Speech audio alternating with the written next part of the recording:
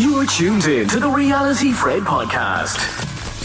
Food and travel, cool stuff, weird stuff, entertainment, and more. You made the choice to be here, and my friend, you've chosen wisely. Now buckle up, because it's time to get started. It's time for the Reality Fred podcast.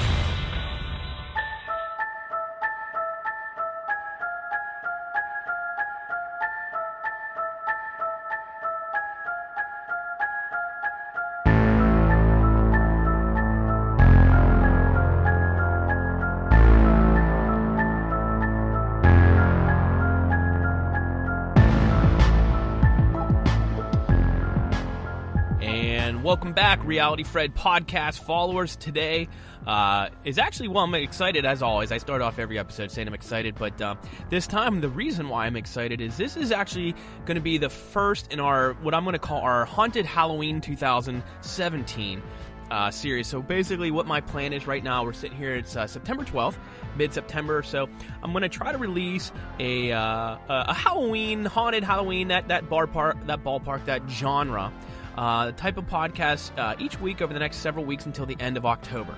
So we're kickstarting it off. So this is going to be our Haunted Halloween 2017 series. That's what we're going to be putting out there until the end of October. But for the first few here, we're almost going to do a theme within a theme.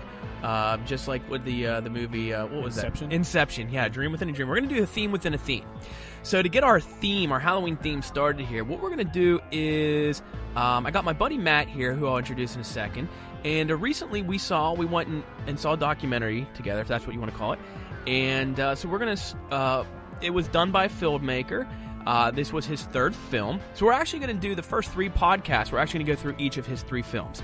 It's going to lead up to the third, which was the one that was just released. So without any further delay, let me introduce my partner in crime here that's with me tonight, and then we'll get into the specifics about what we're talking about. But joining me tonight is my longtime friend from college, digging graves at the graveyard. Right, so that right. even the way we met ties in with this. Yep. Matt Duran, how you doing? Hey, good, man. It's good to be here. I'm excited to be on board. And as you know, going to school where we went to school and digging graves where we dug graves, this subject is something that's always fascinated me and interests me. So We're bonded by death. we are indeed bonded by death. And we're going to talk about that, I guess, a little bit here. And until death do we part. Until death do us part.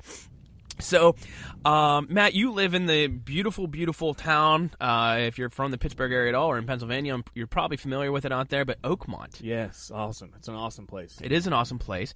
And the reason I bring up Oakmont is because that's where this little theme all begins. Let's go back a few weeks ago. I totally admit that the documentary, when you first sent the information my way, I didn't even know it was out, so you totally brought it to me. But let's go back in time a few weeks ago as we introduced what the heck it is we're talking about here. You said, hey, Fred, coming up in a few weeks, there's going to be a documentary being shown in Oakmont. Tell us what that documentary was. Mm-hmm. How you even came about it, right? And then that probably ties, or maybe you found out about it because you know the owner of the theater, and we'll go ahead and talk about the theater. Right. So the Oakmont has this beautiful theater. It goes back to the late 1800s. It's called the Oaks. It might be early 1900s. And it used to be a bunch of different things, dollar theater, and recently they turned it into this awesome entertainment venue. And they do really cool, unique stuff there. And if you ever find yourself in the Pittsburgh area and want to do something non-touristy, there's always something great with it. They actually have coming up sometime in the fall. I can't remember when, a Michael Jackson impersonator all the way from Los Angeles. So I follow their Facebook and of course came across this. This film, The Sir No Face, and that's the one we're going to be leading up to here. That's the one we saw at the theater. It's actually filmed from Chad Calek, who's a quite a famous filmmaker, but this particular film was only coming to 17 cities in the entire United States, and Oakmont was one of them. And just knowing the topic and knowing, what you're interested in and how it shares with that interest, I passed it along because it's supposed to show the most, what's the word I'm looking for? It's supposed to be the most real and convincing ghost footage of all time. So it was definitely a no-brainer. Supports a good theater and really fascinating topic too that we'll get into here. Yeah, so that really that starts to tickle what we're talking about here. So basically, Matt and I got together in Oakmont. We went to the premiere, or the Oakmont premiere of Sir No Face by Chad Calek. So After we watched the movie that night, we said, boy, we should really... Well, we'll obviously talk all about that in that segment, which will be the third one we record separately here. But after we watched... or got done, left the theater, and we're talking about, boy, what did you think? What did you think? What did you think it was? Did you think it was real? Did you think it was fake? And we said, you know what, we need to do a podcast on this. And then we said, you know what? Well, Chad's got 2 other films, American Ghost Hunter and Blood Red Sky. So he said, let's watch all 3 and let's knock out 3 podcasts. Let's do a podcast on each one. So this is actually the first one of this series that we're going to talk about. So basically, these 3 podcasts, we're going to do an episode on each of Chad Calek's films. Right. All inspired by, of course, us seeing Sir No Face, and we'll leave out our thoughts for Sir No Face until that one. But the first one that Chad Calek made was American Ghost Hunter. Now, what I plan to do, Matt and I are going to talk about these 3 movies tonight, and then afterwards, in order for the Reality Fred podcast followers to understand my perception of Chad Calek and his movies, I need to also share my experience with the Paranormal State TV show, which is where I knew when Matt sent me the link, said, hey, this documentary's coming, and I watched it. I'm like, oh, that's Chad Calek. I'm familiar with Chad. I'm familiar with what he does. I was a fan of the show Paranormal State, loved it, met them in person, and kind of everything changed for me. Right. And you even read online people that talk about and are reviewing Sir No Face. He is still attached to what went on with Paranormal State during the show and afterwards. And the girl from Paranormal State was actually in Oakmont at the theater, so he's almost intentionally attached as well. Yeah, I think her name was Heather. And I remember that saying that night, I think that's the girl from the TV show, and I was like, nah, it's not her. And then I found out later when we were watching some of the clips from the people that did interviews that night, the one girl from Paranormal State was at Oakmont to watch it that night.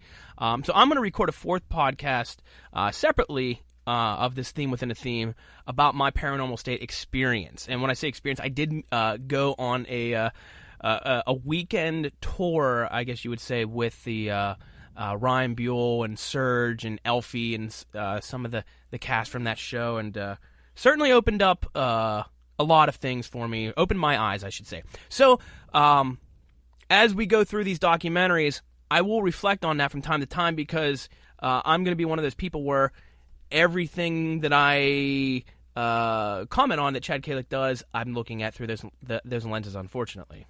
And on a somewhat different note, not with the exact group of people, but I myself have done several ghost tours, if you will, with paranormal psychologists and things along those lines. That Paranormal State came and talked with some of those people, but I did not have the same experiences that you did, either fortunately or unfortunately, depending on how you view it. So I'll certainly bring some of my insight and some of the experiences I've had with ghost hunting myself. So it should be a good series. All right, so I think we've laid it all out there, what we're going to touch upon. So we're going to go ahead and actually just get started with American Ghost Hunter. So this was the first film by Chad Calek. So now Chad basically entered the scene for most people on the show Paranormal State. He was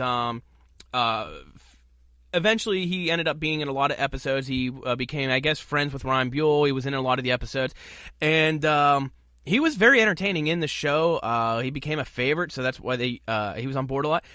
And he even directed at least one of the episodes, because there was even an episode where it was like, hey, Chad's going to, this is going to be the episode Chad directs, and they showed, him directing it and things like that. And in the show, he said, at heart, I'm a filmmaker.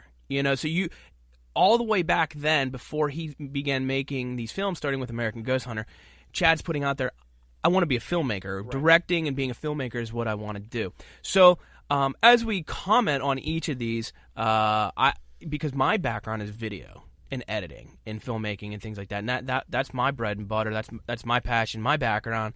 So there's a lot of that I'm going to both applaud and nitpick on as we go. So Chad, the Paranormal State run comes to an end.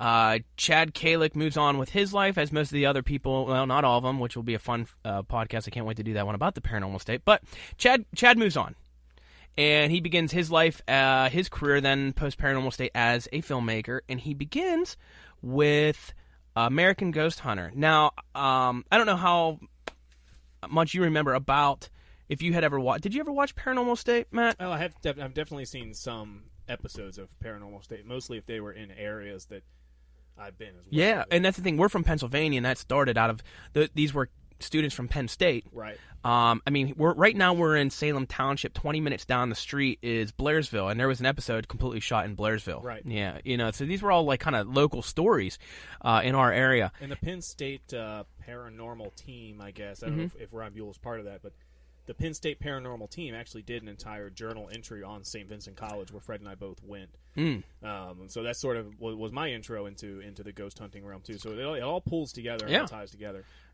Just like that rug in the Big Lebowski, all ties the room together beautifully. Ties the room together. Yeah. So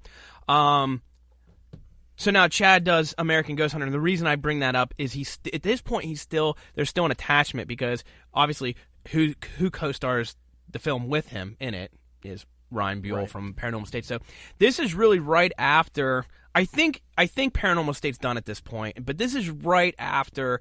So Chad, with his first documentary, American Ghost Hunter, hasn't really separated himself yet from Ryan, and but also the negativity hasn't come out yet. So this is even before all the revelation about stuff being hoaxed and what Ryan was doing, which I'll talk about separately.